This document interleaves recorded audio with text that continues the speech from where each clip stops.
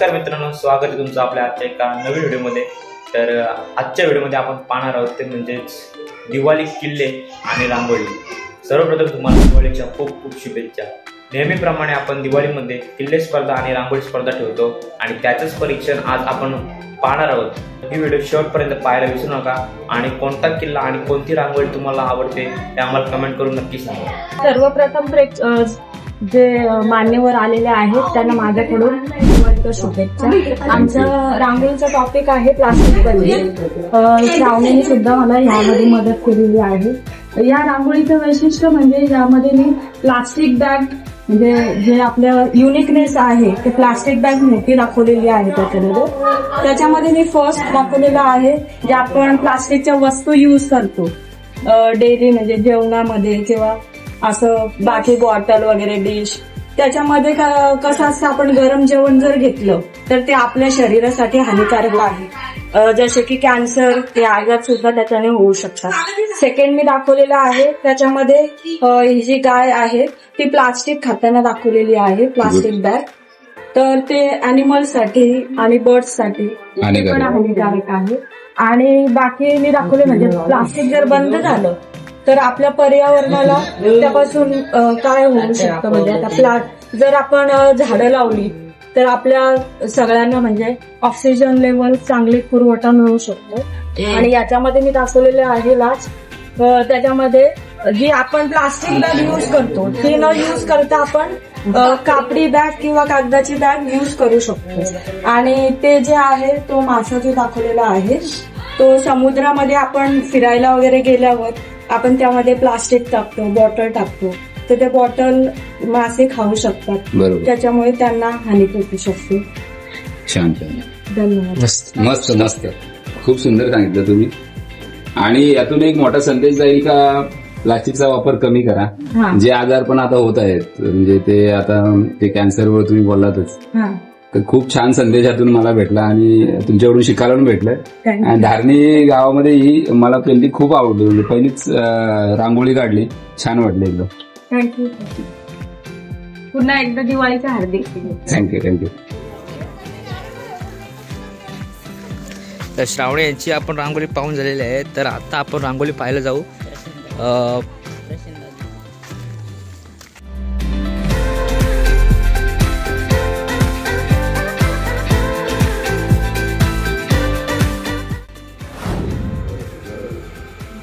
आपल्या भारतीय संस्कृतीचे सण समारंभ ओके, सर्व सण समारंभ घेतो का? दिवाळी होळी गुढीपाडवा गोपाळकाला रंगपंचमी।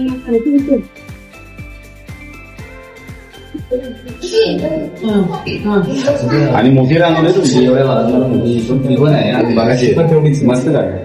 फक्त हा जो भाग आहे ना इंडियाचा तो पूर्ण करा, तो अर्धाच वाटतो ना कट केला रंगपंचमी एवढं मस्त काढले, छान काढले। आता नेक्स्ट बघू आपण।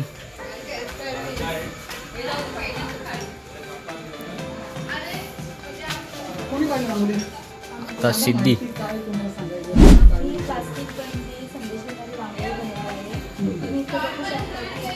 की आपले जे चिप्सचे पॅकेट वगैरे असतात ते आपण असे बाहेर फेकून देतो आणि सगळीकडे असं कचरा आपण बघू शकतो।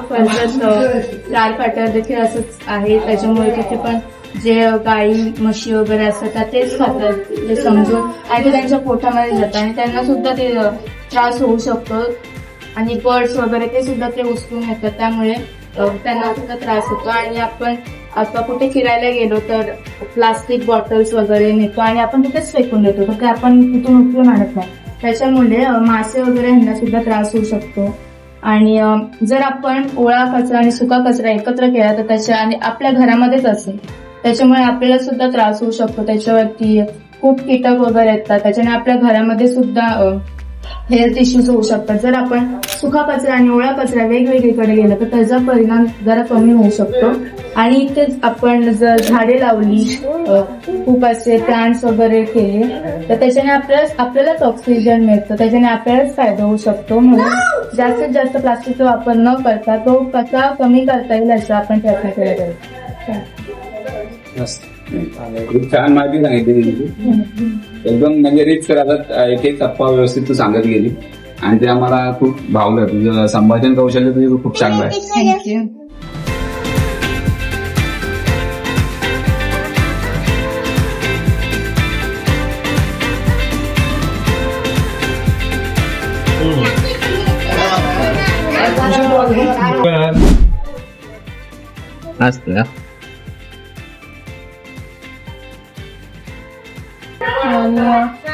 निसर्गाची पण विल्हेवाट लागते प्लास्टिकमुळे, त्यामुळे प्लास्टिक बंद व्हायला पाहिजे. आणि आपण वापरलेला कचरा इकडे तिकडे फेकून न देता तो चांगल्या ठिकाणी असा म्हणजे शिक्षायला पाहिजे. आपण जागोजागी झाडे वगैरे लावली पाहिजे, त्यामुळे प्लास्टिकवर प्रदूषण नाही होणार.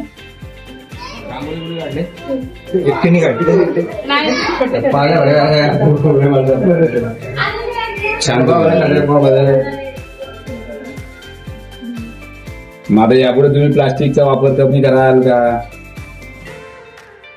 शक्यतो दुकानात गेलो प्लास्टिक मागायचीच नाही. म्हणजे आपण भले मेडिकल मध्ये जाऊ किंवा किराणामध्ये आपण स्वतःची कापडी पिशवी घेऊन जाऊ.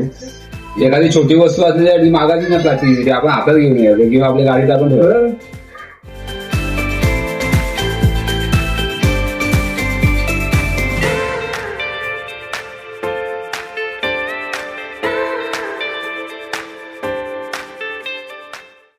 नाव सांग तुझा आणि मग चालू. माझा विषय आहे प्लास्टिक बंदी. सर्वप्रथम केंद्र सरकारने प्लास्टिकवर बंदी आणली पाहिजे आणि यामुळे पर्यावरण दूषित होतं. वन्यजीवांना इजा होते.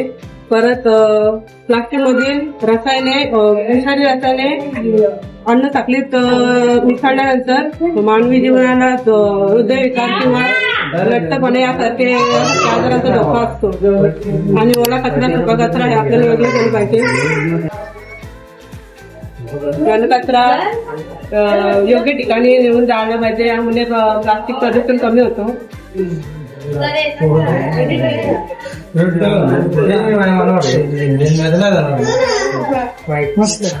प्लास्टिकचं जो काय हे आहे परिणाम तो दूर करायचा असेल तर आपण काय प्रयत्न करू शकतो? प्लास्टिकचा वापर आपण शक्यतो म्हणजे असं दुकानात गेल्यानंतर प्लास्टिक वापरू नये. त्यानंतर कागदी पिशव्यांचा वापर करणं गरजेचं आहे. झाडे लावणे गरजेचे आहे. म्हणजे आपण जर वापरायचं कमी केलं प्लास्टिक तरच तो कमी होईल. दुकानदार नाही म्हटलं तरी आपण देतातच. शिस्त किंवा आपण स्वतः ते आचरण केलं तरच त्याचं आपण समस्या दूर करू शकतो. तर मित्रांनो, आपण हळून सर्व रांगोळ्या पाहून आलो आणि आता आपण आलो आहोत ते म्हणजेच श्रवण यांची इथे. श्रवण यांची रांगोळी पाहू.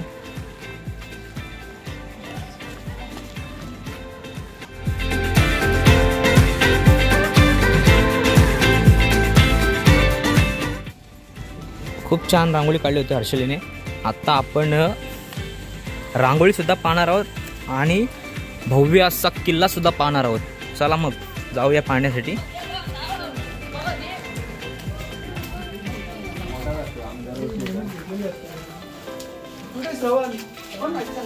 हा बघा किल्ला आणि रांगोळी.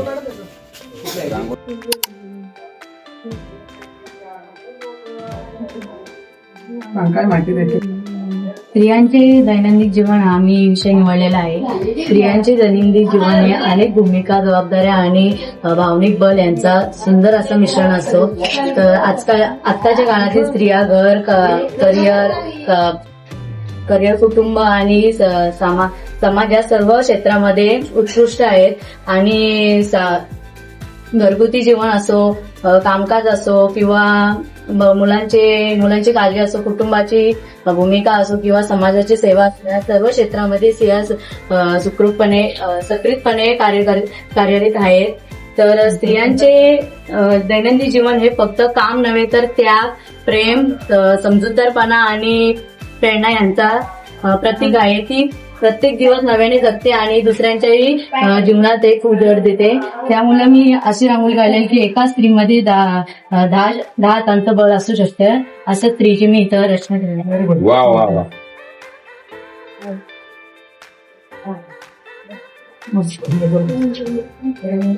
कोणी कोणी मदत केली रांगोळी काढायला? मी आणि माझ्या बहिणीने केली होती. छान. तर या हातामध्ये काय आहे? हात आहे ना? इथे ती साफसफाई करायचं हे केलंय, फडका दाखवलाय. Okay okay okay. म्हणजे तू अशी युनिक रांगोळी मला आज खूप दिवसांनी चांगली म्हणजे अशी युनिक रांगोळी बघायला भेटली. तू बोलल्याप्रमाणे स्त्रीला 10 का 100 हात असतात, पण तू खूप छान रांगोळी दाखव. एक हातात झाडू, एक हातात कॉम्प्युटर, एक हातात बाळाला घेतलंय. ती या जबाबदारी कधी संपत नाही. समजून पण नाही. हा, आणि संपत पण नाही. खूप युनिक विषय निवडलाय. तुला पण 100 हाताचा बळ मिळो. थँक्यू. मस्त रांगोळी. रांगोळी तर पाहून झाली. आता आपण किल्ला पाहूया. बघा, भला असा मोठा किल्ले लोहगड. लोहगड हा किल्ला लोणावळा जवळ आहे. त्याची उंची 3400 फूट आहे. लोहगड हा किल्ला पुणे जिल्ह्यात येतो. हा किल्ला शिवाजी महाराजांनी 1648 रोजी जिंकला होता. हा किल्ला 1662 रोजी पुरंदर ताब्यात देण्यात आला. या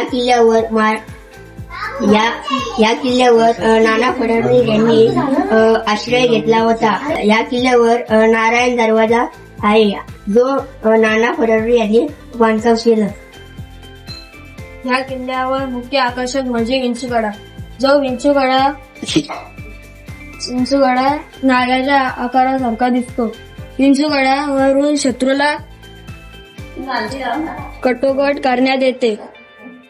सुरतेवांना आलेले खजिना याच किल्ल्यावर ठेवले होते. आपला जिल्हा कुठला आहे? आपला जिल्हा रायगड. आता जे सांगितलं ते रायगड किल्ला आहे ना. रायगड किल्ल्याचं काय महत्व आहे? समाधी आहे, मृत्यू तिथे झाला. अजून स्वराज्याची दुसरी राजधानी. इथून आपल्या समोर जो किल्ला दिसतो चौकच्या पुढे असलेला, तो कोणता किल्ला आहे? ते दुर्घटना घडली, एक हे झालं बघा, दरड कोसळली. त्या किल्ल्याचं नाव काय? त्याचं आपण डेकोरेशन बनवलं होतं. बोला आता.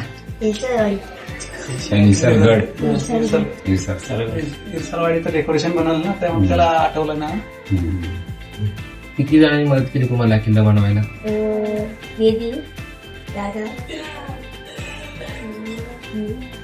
काय काय वापरलंय? दगडा, विटा, वालू, पोटी. आणखी त्यात झाडं जरा खरी दाखवली असते, अजून छान वाटलं असतं.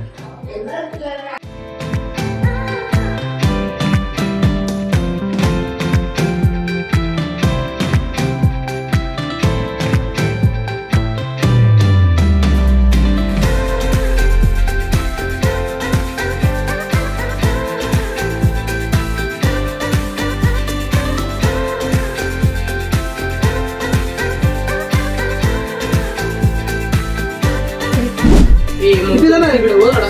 5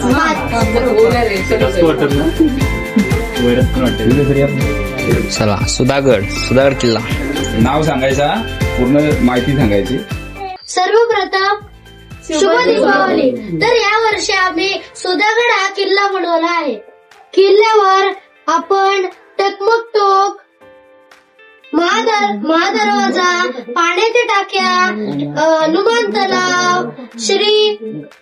श्री बोराई मातेचे मंदिर, तलाव, पाण्याच्या टाकी, धान्याचे कोठार, श्री सिद्धेश्वर मंदिर, कड्या महादेवांचे मंदिर, ओवळे बुरुज, तलाव, पच्छापूर दरवाजा, चिलकती बुरुज, हे सर्व आपण किल्ल्यावर पाहू शकतो.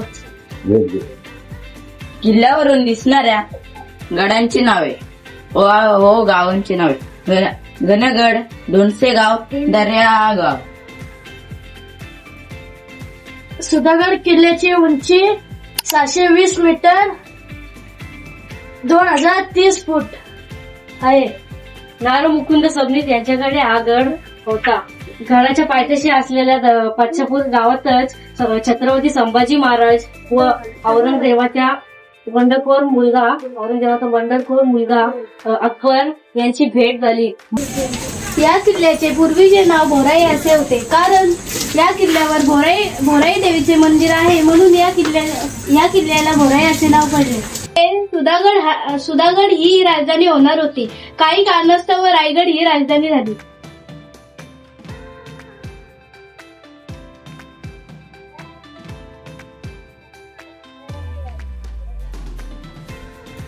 चांगली माहिती तुम्ही मिळवलेली किल्ल्याविषयी. नवीन माहिती मिळाली की रायगड किल्ल्याचा प्रतिकृती किंवा त्याचप्रमाणे त्याची रचना केलेली आहे. शिवाजी महाराजांकडे जे इंजिनियर होते किंवा आर्किटेक्चर, त्यांचं नाव माहिती आहे का तुम्हाला?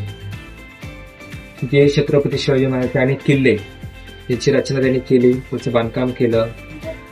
रायगडावर सुद्धा आहे. असे त्यांचे जे इंजिनियर आहे त्यांचं नाव माहिती आहे का?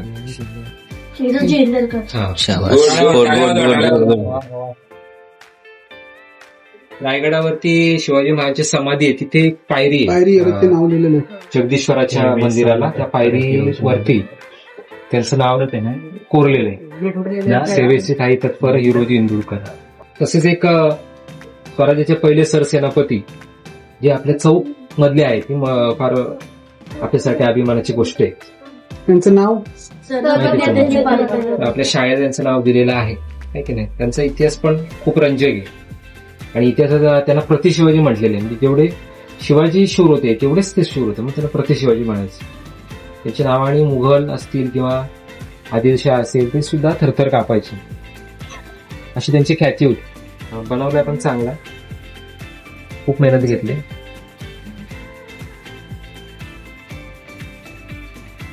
किल्ला बनवण्यासाठी तुम्ही काय काय वस्तू वापरल्या? म्हणजे पोते, विटा, दगड आणि माती. पुढच्या वेळी मात्र रांगोळी न वापरता खरीखुरी झाडं जर तुम्हाला तिथं उगवता आली तर बघा. अजून सांगा. मोहरी वगैरे पेरायची, मोहरी, हलीम किंवा असं जे नदीच्या कडेला किंवा चिखलामध्ये जे झाडं मरत नाही ती चिखल इथे आणून लावायची, मरत नाही. छान दिसतात अजून, म्हणजे आकर्षक तुमचा किल्ला होईल. किल्ला तुम्ही खूप सुंदर बनवला. जोरदार टाळ्या वाजवायच्या.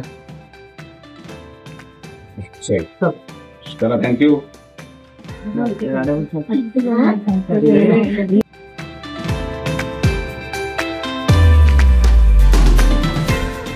तर मित्रांनो, रांगोळी आणि किल्ले पाहून झालेले आहेत आणि आताच आपण पाहिला तो म्हणजे सुधागड किल्ला, आणि आता आपण पाहायला चाललोय तो म्हणजे शेवटचा किल्ला, गावात बांधलेला एक शेवटचा किल्ला, तो म्हणजे प्रतापगड किल्ला. तो आपण पाहायला जाऊया. आता आपण पाहूया प्रतापगड किल्ला.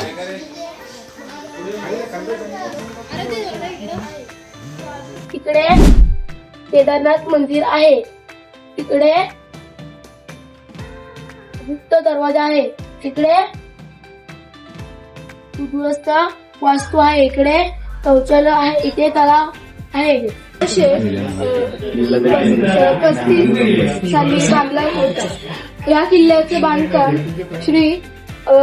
श्री मोरोपंत त्र्यंबक पिंगले यांना दिला होता. हा किल्ला सातारा जिल्ह्यात आहे. हा महाबळेश्वर जवळच आहे. आपला महादरवाजा पश्चिममुख असून तो सूर्योदय झाल्यानंतर बंद होतो व सूर्यास्तानंतर उघडला जातो. प्रतापगडाचे मुख्य म्हणजे या गडाच्या पायथ्याशी छत्रपती शिवाजी महाराजांनी अफजल खानाचा वध केला होता. शिवाजी महाराजांना अफजल खानाचा वध करायचा नव्हता. त्यांना भेटीसाठी बोलवण्यात आले होते, पण शिवाजी महाराजांना माहिती होते की अफजल खान हा वार करणार, म्हणून ते पूर्ण तयारीने गेले होते. पहिला वार अफजल खानाने केला, पण छत्रपती शिवाजी महाराजांनी चिलखत घातले होते. अफजल खानाने त्यांचा वध करायचा, त्यांना मारण्याचा प्रयत्न केला, म्हणून छत्रपती शिवाजी महाराजांना अफजल खानाचा वध करावा लागला. छत्रपती शिवाजी महाराजांनी काय केलं, अफजल खान हा कितीतरी बलाढ्य सरदार होता आदिलशहाचा. मग शिवाजी महाराजांनी जसं तुम्ही सांगितलं की त्याला मारायचं नव्हतं, परंतु खान कसा होता, कपटी होता, का जो आपल्यावर वार करू शकेल हे शिवाजी महाराज जाणून होते. मग आपल्यावर वार करणार म्हणून शिवाजी महाराजांनी काय केली, युक्ती, शक्तीपेक्षा युक्ती श्रेष्ठ म्हणून त्यांनी चिलखत किंवा जे काही लोखंडी जे हे होते कपडे त्या पद्धतीचे तयार करून घेतले. परंतु छत्रपती शिवाजी महाराजांना ही सुद्धा सावधगिरी बाळगायची होती. जसे आपल्या डोक्यात कल्पना आले की आपण त्या खानाच्या भेटीला जाताना लोखंडी चिलखत किंवा जिरेटोप आपण जे घालणार आहोत ते काय असावं, लोखंडी असावं, का जेणेकरून जर त्यांनी वार केला तर तो वार आपल्याला झेलता आला पाहिजे. पण कशावरून अफजल खान सुद्धा चिलखत घालून येणार नाही.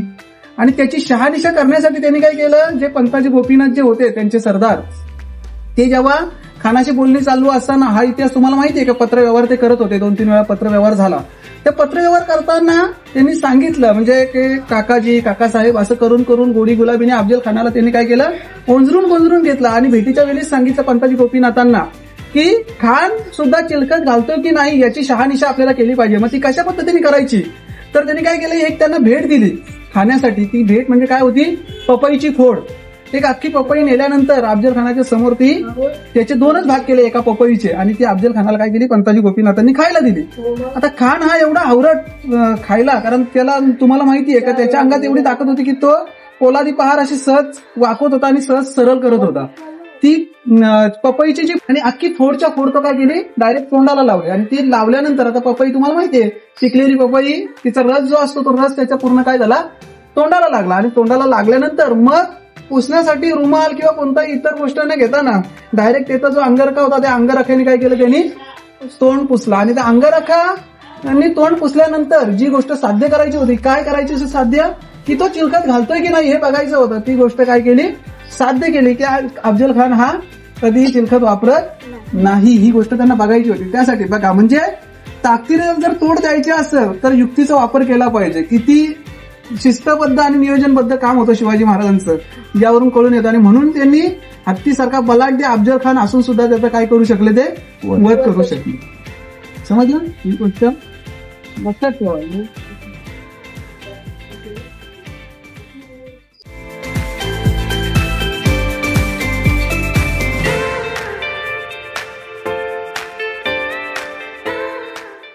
तर मित्रांनो, रांगोळी आणि किल्ले पाहून झालेले आहेत. तुम्हाला कोणती रांगोळी आणि कोणता किल्ला जास्त आवडला हे आम्हाला कमेंटमध्ये नक्की कळवा आणि लाईक शेअर करायला विसरू नका.